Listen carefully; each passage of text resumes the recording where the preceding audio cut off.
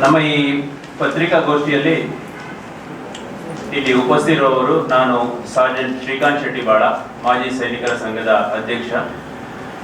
ನನ್ನ ಬಲಬದಿಯಲ್ಲಿರುವವರು ಕರ್ನಲ್ ನೆಟ್ಟೆಗುತ್ತು ಶರತ್ ಭಂಡಾರಿ ಅವರು, ನಮ್ಮ ಮಾಜಿ ಅಧ್ಯಕ್ಷರು, ನಮ್ಮ ಒಂದು ಸಂಘದ ಸ್ಟ್ರಾಂಗ್ ಪಿಲ್ಲರ್ ಅಂತ ಹೇಳ್ಬೋದು.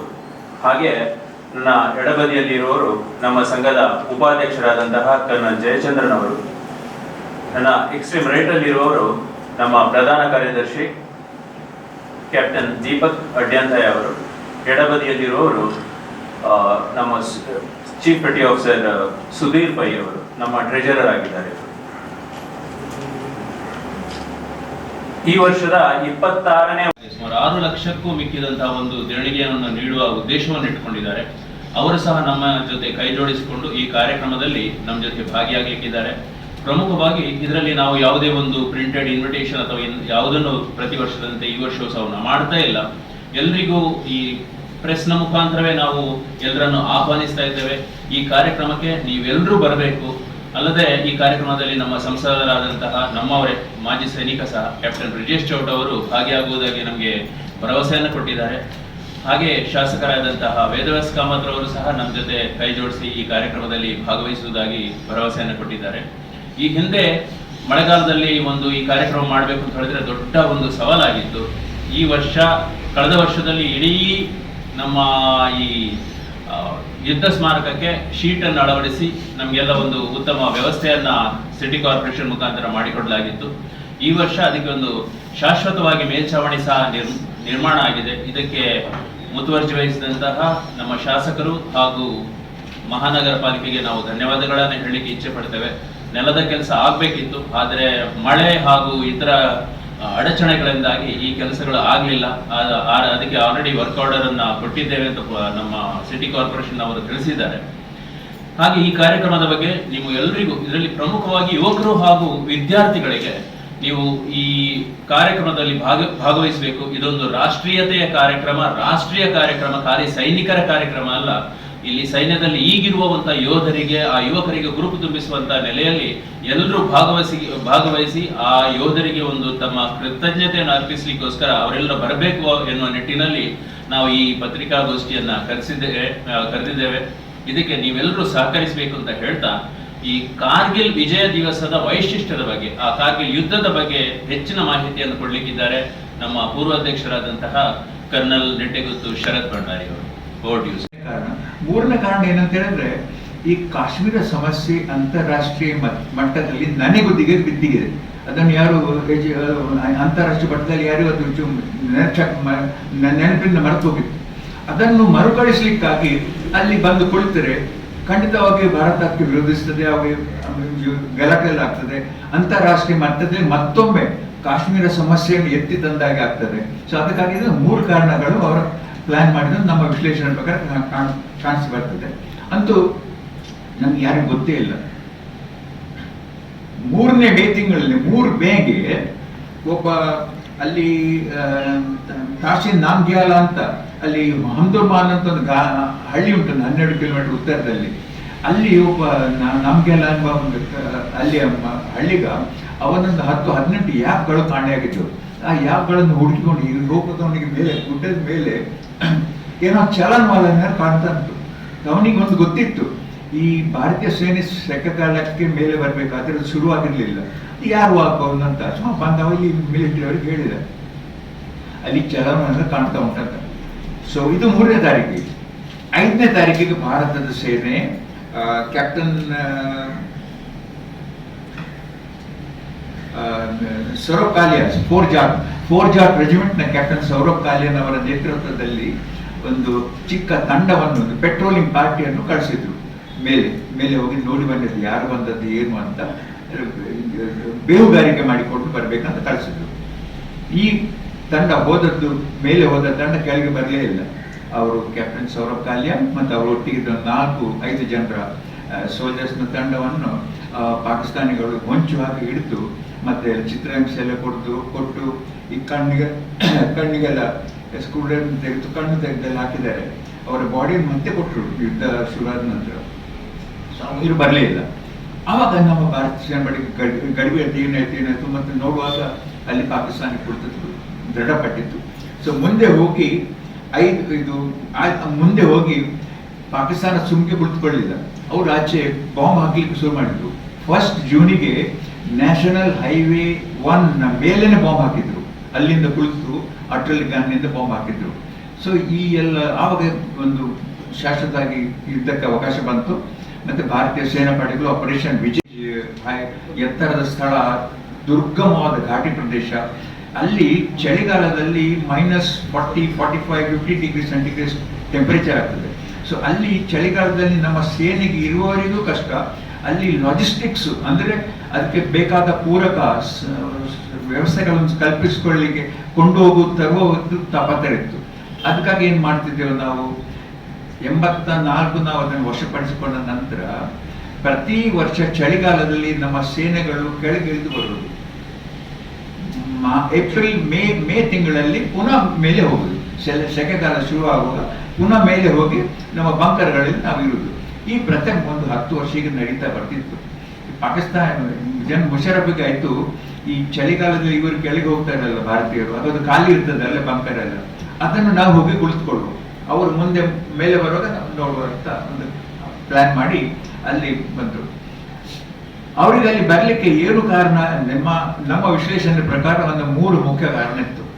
ಮೊದಲನೇದಾಗಿ ಮುಂದಕ್ಕೆ ಯಾವಾಗಾದರೂ ಅವರಿಗೆ ಬೇಕಿದ್ರೆ ಈ ಸಿಯಾಚನ್ ಮತ್ತು ಕಾರ್ಗಿಲ್, ಈ ಉತ್ತರ ಲಡಾಖ್ ಪ್ರದೇಶದಲ್ಲಿ ಘರ್ಷಣೆ ಆದರೆ ನ್ಯಾಷನಲ್ ಹೈವೇಯನ್ನು ಇಬ್ಬಾಗ ಮಾಡಿದರೆ, ಅಲ್ಲಿ ಕಾರ್ಗಿಲ್ನಲ್ಲಿ 10 ಕಿಲೋಮೀಟರ್ನಲ್ಲಿ NH1 ಉಂಟು, ಅಲ್ಲಿ ಅದನ್ನು ತುಂಡು ಮಾಡಿಬಿಟ್ರೆ ಆವಾಗ ಲೇ ಮತ್ತು ಶ್ರೀನಗರವನ್ನು ಬೇರ್ಪಡಿಸಿದಾಗೆ ಆಗ್ತದೆ, ಲಡಾಖಿಗೆ ಸಪ್ಲೈ ಪೊಸಿಷನ್ ಎಲ್ಲ ತೊಂದರೆ ಆಗ್ತದೆ ಭಾರತಕ್ಕೆ. ಅದಕ್ಕಾಗಿ ಅದನ್ನು ಕಟ್ ಮಾಡ್ಲಿಕ್ಕೆ ಒಂದು ಅವಕಾಶ ಇತ್ತು. ಇಲ್ಲಿ ಅವರಿದ್ದರೆ ಅಲ್ಲಿಂದ ಅವರಿಗೆ ಕಾಣ್ತದೆ ಅದು 30-40 ಕಿಲೋಮೀಟರ್ ದೂರ ಇದ್ದಿರ್ಬೋದು, ಆದರೆ ಈಗಿನ ಫಿರಂಗಿಗಳಲ್ಲಿ ಅಲ್ಲಿ ತೂಪು ಹಾಕ್ಲಿಕ್ಕೆ ಏನು ತೊಂದರೆ ಇಲ್ಲ. ಸೊ ಅದು ಒಂದು ಕಾರಣ. ಎರಡನೇ ಕಾರಣ ಏನಂತ ಹೇಳಿದ್ರೆ, ಈ ಪಂಜಾಬ್ ಇದು ಜಮ್ಮು ಅಂಡ್ ಕಾಶ್ಮೀರದಲ್ಲಿ ನುಸುಳುಕೋರನ್ನು ಕಳಿಸ್ತಾ ಇರ್ತಾರೆ ದಿವಸ, ಆದರೆ ಅದರಲ್ಲಿ ಹೆಚ್ಚು ಸಕ್ಸಸ್ ಆಗಿರಲಿಲ್ಲ ಆ ಕಾಲಘಟ್ಟದಲ್ಲಿ. ಅವರಿಗೊಂದು ಪರ್ಯಾಯ ವ್ಯವಸ್ಥೆ ಬೇಕಿತ್ತು. ಅವರು ಒಂದು ವೇಳೆ ಇಲ್ಲಿ ಬಂದು ಕುಳಿತುಕೊಂಡ್ರೆ ಈ ನುಸುಳುಕೋರನ್ನು ಅಲ್ಲಿಂದ ಕಳಿಸ್ಲಿಕ್ಕೆ ಆಗ್ತದೆ. ಈ ಕಾಶ್ಮೀರದ ಪಶ್ಚಿಮ ಭಾಗ ಮಾತ್ರ ಅಲ್ಲ, ಈ ಲಡಾಖ್ ಉತ್ತರದಲ್ಲಿ ಒಳಗೆ ಕಳಿಸ್ಲಿಕ್ಕೆ. ಸೊ ಅವರಿಗೊಂದು ಪರ್ಯಾಯ ವ್ಯವಸ್ಥೆ ಬೇಕಿತ್ತು ನುಸುಳುಕೋರರಿಗೆ. ಪಾಕಿಸ್ತಾನ ಯುದ್ಧ ವಿರಾಮ ಮಾಡ್ತದೆ, ನಾವು ವಿಡ್ರಾ ಮಾಡ್ತೇವೆ ಅಂತ ಇಲ್ಲಿ ಪಾಕಿಸ್ತಾನ ಅಮೆರಿಕದಲ್ಲಿ ಹೋಗಿ ಘೋಷಣೆ ಮಾಡಿದ್ವಿ. ಅಂತೂ ಯುದ್ಧ ಮತ್ತು ಮುಂದುವರಿಯಿತು. ಮುಂದಕ್ಕೆ 10 ಜೂನಿಗೆ ನಮ್ಮ ಪ್ರಧಾನಿ ಆವಾಗ ವಾಜಪೇಯಿ ಅವರು ಪ್ರಧಾನಿ ಆಗಿದ್ರು, ಅವರು ಘೋಷಣೆ ಮಾಡಿದ್ರು, ಆಪರೇಷನ್ ವಿಜಯ್ ಈಸ್ ಸಕ್ಸಸ್ಫುಲ್, ಪಾಕಿಸ್ತಾನಿಗಳನ್ನು ಹಿಮ್ಮೆಟ್ಟಿಸಲಾಗಿದೆ ಅಂತ. ಆದರೆ ಮತ್ತೆ ನೋಡುವಾಗ ಮತ್ತು ಕೆಲವು ಕಡೆಯಲ್ಲಿ ಪಟಾಲಿಕ್ ಸೆಕ್ಟರು, ಟೈಗ್ರಿಲ್, ಆ ರೀತಿ ಮತ್ತು ಪಾಕಿಸ್ತಾನದಿಂದ ಚಿಕ್ಕ ತುಂಡುಗಳು ಅಲ್ಲಿ ಇದ್ದು ಮತ್ತೆ ಪುನಃ ಪ್ರಧಾನಮಂತ್ರಿ ಘೋಷಣೆ ಮಾಡಿ ಆಗಿದೆ ಆಪರೇಷನ್ ಸಕ್ಸಸ್ಫುಲ್ ಅಂತ. ಆದ ಕಾರಣ ಪುನಃ ಪ್ರಧಾನಿಯವರಿಗೆ ಹೋಗಿ ಮಾತನಾಡಿ ಅವರ ಅನುಮತಿ ತಗೊಂಡು ಮರು ಸ್ವಲ್ಪ ಕಾರ್ಯಾಚರಣೆ ಮಾಡಲಾಯಿತು. ಕೊನೆಯ ಪಾಕಿಸ್ತಾನಿ ಜಾಗೆಯನ್ನು ಕ್ಲೀನ್ ಮಾಡಿದ್ದು 26 ಜುಲೈಗೆ. ಹಾಗೆ 26 ಡಿಸೆಂಬರ್ ಅನ್ನು ಕಾರ್ಗಿಲ್ ವಿಜಯ ದಿವಸ ಅಂತ ನಾವು ಆಚರಣೆ ಮಾಡಿಕೊಂಡು ಬಂದಿದ್ದೇವೆ. ಈ ಯುದ್ಧದಲ್ಲಿ ನೋಡ್ಬೇಕಾದ ವಿಶೇಷ ಅಂತ ಹೇಳಿದ್ರೆ, ಪ್ರಧಾನಿಯವರು ಒಂದು ಕಟ್ಟುನಿಟ್ಟಿನ ಅಪ್ಪಣೆ ಕೊಟ್ಟಿದ್ರು, ಈ ಪೂರ್ಣ ಕಾರ್ಯಾಚರಣೆಯಲ್ಲಿ ಅಂತಾರಾಷ್ಟ್ರೀಯ ಗಡಿಯನ್ನು ನಾವು ದಾಟಿ ಹೋಗಬಾರ್ದು ಅಂತ. ಅಂದರೆ ಈ ಪಾಕಿಸ್ತಾನಿಗಳಿಗೆ ಬಂದದ್ದು ಭಾರತದ ಒಳಗೆ, ಆದ ಕಾರಣ ಅವರನ್ನು ಹಿಮ್ಮೆಟ್ಟಿಸುವುದು ಸರಿ. ಆದರೆ ಈ ಅವರನ್ನು ಹಿಮ್ಮೆಟ್ಟಿಸುವ ಕಾರ್ಯಾಚರಣೆ ಮಾಡುವಾಗ ಈ ಅಲ್ಲಿ ಏನಾಗಿದೆ, ಲಡಾಖ್ನಲ್ಲಿ ಈ ಅಂತಾರಾಷ್ಟ್ರೀಯ ಗಡಿ ತುಂಬ ಹೀಗೆ ಒಂದು ಹಾವಿನ ಹಾಗೆ ಹೀಗೆ ಹೋಗ್ತಾ ಉಂಟು. ಅಲ್ಲೆಲ್ಲಿ ಗೊತ್ತೇ ಆಗುದಿಲ್ಲ, ಜಮೀನಲ್ಲಿ ಮಾರ್ಕಿಂಗ್ ಏನಿಲ್ಲ ಅದಕ್ಕೆ. ಒಂದು ಚಿಕ್ಕ ಪಟ್ಟಣ ಲಡಾಖ್ ರೀಜನ್ ನಲ್ಲಿ ಸುರಾ ನದಿಯ ತಟದಲ್ಲಿ ಸ್ಥಿತವಾಗಿದೆ. ಈ ಸುರಾ ನದಿ ಎಂಬುದು ಸಿಂಧು ನದಿಯ ಒಂದು ಉಪನದಿ. ಇದು ಈ ಪಟ್ಟಣ ಸರಿಸುಮಾರು ಒಂದು 8,800 ಅಡಿ ಸಮುದ್ರ ತಟದಿಂದ ಮೇಲೆ ಇದೆ. ಇದು ಈ ಶ್ರೀನಗರದಿಂದ ಲೇಗೆ ಹೋಗುವ ನ್ಯಾಷನಲ್ ಹೈವೇ 1 ಇದರ ಸರಿಸುಮಾರು ನಡುವಿನಲ್ಲಿ ಬೀಳ್ತದೆ. ಪೂರ್ವ ಇಲ್ಲಿ ಒಂದು 200-210 ಕಿಲೋಮೀಟರ್ ಶ್ರೀನಗರದಿಂದ ಪೂರ್ವ ಉತ್ತರದಲ್ಲಿ ಮತ್ತು ಲೇನಿಂದ ಅಷ್ಟೇ ದೂರದಲ್ಲಿ ಪೂರ್ವ ಪಶ್ಚಿಮದಲ್ಲಿ ಇದು ಸ್ಥಿತವಾಗಿದೆ. ಈ ಕಾರ್ಗಿಲ್ ಪಟ್ಟಣ ಮುಂಚೆ ಚಿಕ್ಕ ಪಟ್ಟಣ ಇದೆ. ಈ ಕಾರ್ಯಾಚರಣೆ ಆಗುವಾಗ ಒಂದು ಚಿಕ್ಕ ಸ್ಥಳವಾಗಿತ್ತು. ಈಗ ಅದೊಂದು ಜಿಲ್ಲಾ ಪಟ್ಟಣವಾಗಿ ಮಾರ್ಪಟ್ಟಿದೆ. ಇದು ಡಿಸ್ಟ್ರಿಕ್ಟ್ ಆಗಿದೆ, ಕಾರ್ಗಿಲ್ ಡಿಸ್ಟ್ರಿಕ್ಟ್. ಯುದ್ಧವಾದದ್ದು ಕಾರ್ಗಿಲ್ ಟೌನ್ ನಲ್ಲಿ ಏನಲ್ಲ, ಕಾರ್ಗಿಲಿಂದ ಉತ್ತರದಲ್ಲಿರುವ ಪ್ರದೇಶ ಮತ್ತು ಪಶ್ಚಿಮದಲ್ಲಿ ಸಿಯೇಷನ್ ಗ್ಲೇಷಿಯರ್ ಉಂಟು. ಕಾರ್ಗಿಲ್ನ ಉತ್ತರದ ಪಶ್ಚಿಮದಲ್ಲಿ ಆ ಪ್ರದೇಶ ನಮಗೆ ಸ್ವಾತಂತ್ರ್ಯ ಸಿಕ್ಕಿದ ನಂತರ ಯಾವಾಗಲೂ ನಮ್ಮ ಮತ್ತು ಪಾಕಿಸ್ತಾನದ ನಡುವೆ ಘರ್ಷಣೆಗೆ ಯಾವಾಗಲೂ ಅವಕಾಶ ನೀಡಿದ ಸ್ಥಳ ಅದು. ಯಾವಾಗಲೂ ಘರ್ಷಣೆ ಆಗ್ತಾ ಇತ್ತು ಅಲ್ಲಿ, ಬೇರೆ ಬೇರೆ ಕಾರಣಗಳಿಂದಾಗಿ.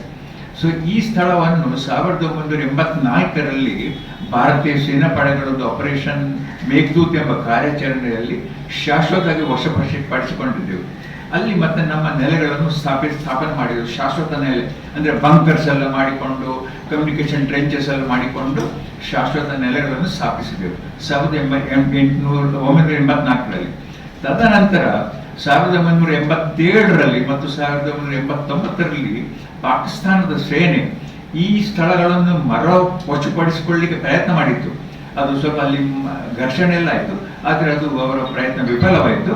ಇದು ನಮ್ಮ ಕೈಯಲ್ಲಿ ಇತ್ತು, ಅಲ್ಲಿ ನಾವು ಶಾಶ್ವತವಾಗಿ ನೆಲೆಸಿದ್ದೆವು. ಇದು ಮುಂದಿನ 10 ವರ್ಷಕ್ಕೆ ಹಾಗೆ ನಿಂತು. ನಾವು 1999ರಲ್ಲಿ ಏನಾಯ್ತು ಅಂತ ಹೇಳಿದ್ರೆ, ಮಾರ್ಚ್ನಿಂದ ಮೇ ಈ ತಿಂಗಳ ಸಮಯದಲ್ಲಿ ಪಾಕಿಸ್ತಾನದ ಆಗಿನ ಸೇನಾ ಅಧ್ಯಕ್ಷರಾದ ಜನರಲ್ ಮುಷರಫ್ನವರು ಒಂದು ಪ್ಲಾನ್ ಹಾಕಿದ್ರು. ಆಪರೇಷನ್ ಬದರ್ ಅಂತ ಒಂದು ಕಾರ್ಯಾಚರಣೆಯಲ್ಲಿ ಅಲ್ಲಿ ಏನಾಗ್ತಿದೆ ಅಂತ ಹೇಳಿದ್ರೆ, ಇದು ತುಂಬಾ ಭಾರತೀಯ ವಾಯುಪಡೆಗಳು ಆಪರೇಷನ್ ಸಫೇದ್ ಸಾಗರ್ ಎಂಬ ಕಾರ್ಯಾಚರಣೆ ಮಾಡಿದ್ರು. ಅದೊಂದು 26 ಅವರು ಮೇ ತಿಂಗಳಲ್ಲೇ ಶುರು ಮಾಡಿದ್ದಾರೆ. ಕೊನೆಯಲ್ಲಿ 26 ಮೇಗೆ ಅವರೊಂದು ಫೈಟರ್ ವಿಮಾನ ಪಾಕಿಸ್ತಾನಕ್ಕೆ ಬೀಳಿಸಿದ್ರು. 28ಕ್ಕೆ ಒಂದು ಬೀಳಿಸಿದ್ರು. ಒಂದು ಹೆಲಿಕಾಪ್ಟರ್ ಬೀಳಿಸಿದ್ರು. ಹೆಲಿಕಾಪ್ಟರ್ ಅಲ್ಲಿ ಇದ್ದ 5 ಜನ ಇನ್ಕ್ಲೂಡಿಂಗ್ 2 ಅಧಿಕಾರಿಗಳು ಅಲ್ಲಿ ಕೊಲ್ಲಲ್ಪಟ್ಟರು. ಯುದ್ಧ ವಿಮಾನದಲ್ಲಿ ಒಬ್ಬ ಪೈಲಟ್ ಹುತಾತ್ಮರಾದ್ರು.